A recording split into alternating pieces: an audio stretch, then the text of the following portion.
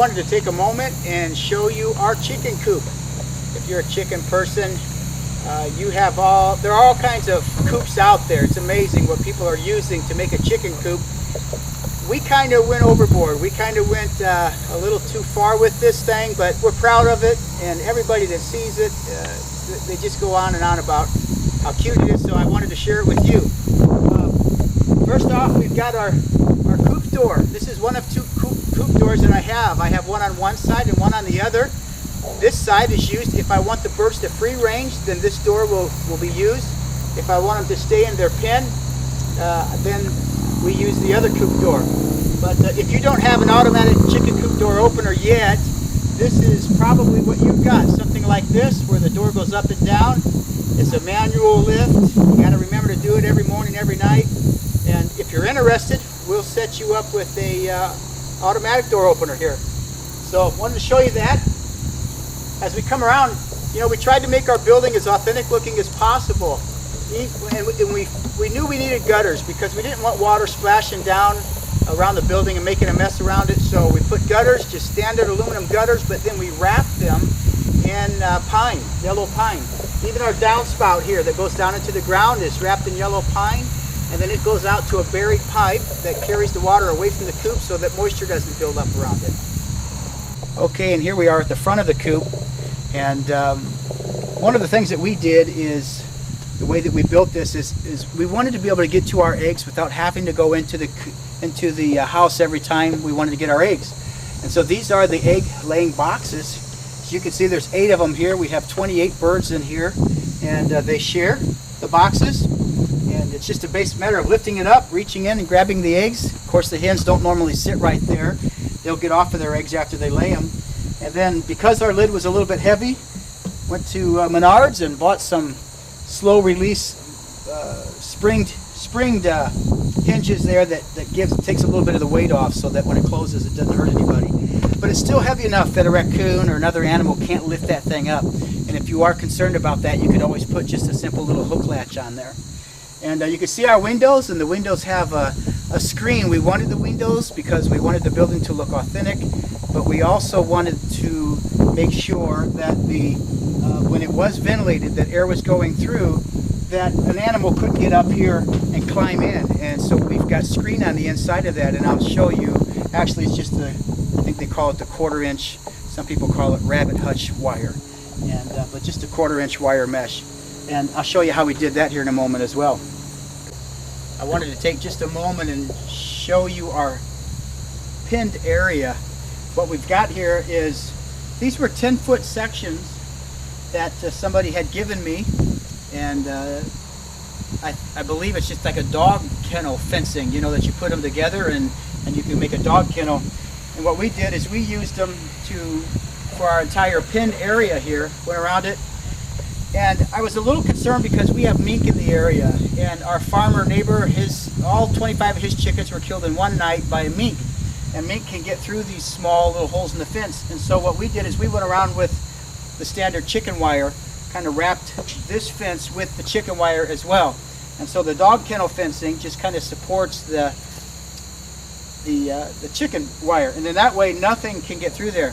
One other thing we did I want to share with you is that when I put my fencing down, I didn't just put it in the ground, but we dug a trench about 1.5 feet deep, and then we took some wire and we laid it in there, patted it down, and then we bent it up and set our fencing right on top of that. That way a coyote, which we have in our area, different animals can't dig down and go underneath the fence. It's completely, they'd have to dig down about 2 feet before they were able to get to where the wire's at, where the wire's not there anymore.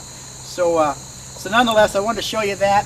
And you can see the top here is just rebar. We took a rebar and bent it and stuck it down in the hole, and then we wrapped our chicken wire on the top because we have hawks, and the hawks can come down and grab them out of there, as well as the owls. And so that's how we protected the top. That way, when I'm not home and the chickens are out here in their pen area, I know that they're 100% safe. Okay? And you can see I also gave them a little, just real quick, just threw some 2x4s together and made them a little perching thing so that they can perch. They have water out there so that in the daytime, if it gets too hot, they've got water, and I know they've got everything that they need. All right, well, we've got happy chickens. And I want to take just a quick moment and show you what we've done in here. I'm still experimenting with the perching. I found that just a simple board just seems kind of awkward to me. I mean, I wouldn't want to have to sit on a single board all night long. And so what we did is we gave them one, and then behind it is another, and behind that is another, and behind that is another. So every 6 inches they're apart. That gives the manure, you know, the manure can still fall down. They have a place to put their feet to perch, but then they can also rest their back ends or whatever on top of these. And so far the chickens seem pretty happy with that. And we gave them another board down here to hop up on in order to get up on their perches. This is about 2 feet. It's kind of quite a jump, and they can all do it. And the reason we did that is because we didn't want raccoons being able to climb up there. So they're pretty safe once they get up there. And you can see here I had to build one little girl a ladder. Even when we put the perches down low, when these were down low, she was never able to climb up and down that perch. And so, needless to say, I had to build her a ladder, and she has gotten a little bit better, a little more agile sitting up here, a little more comfortable. And I think I've seen her jumping up on the perches on her own. So I'm about ready to take that ladder away. It was just there for training for her, I guess. And you can see we've got lighting. You know, you don't need to have all of this stuff, but we put it in. We put lights here so that if we want to heat it in the wintertime when it gets really cold, we can just put some red bulbs in there and heat it up, okay? And what else?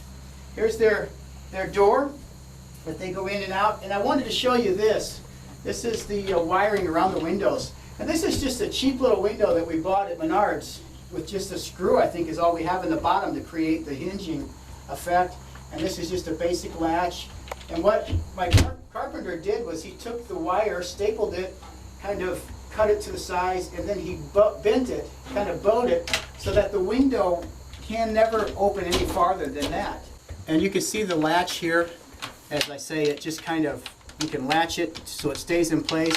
I've actually used it to, if I want to close the windows a little bit, I can still just latch that over, and it's locked in place. And we actually had a raccoon trying to get in here the other night. We saw his footprints all over the outside of the windows, but he couldn't get past that wiring. And that was just a little bit of genius on my carpenter's part. One other thing I wanted to show you is our cupola. It's an actual working cupola, and you probably saw it on the outside of the building here a moment ago.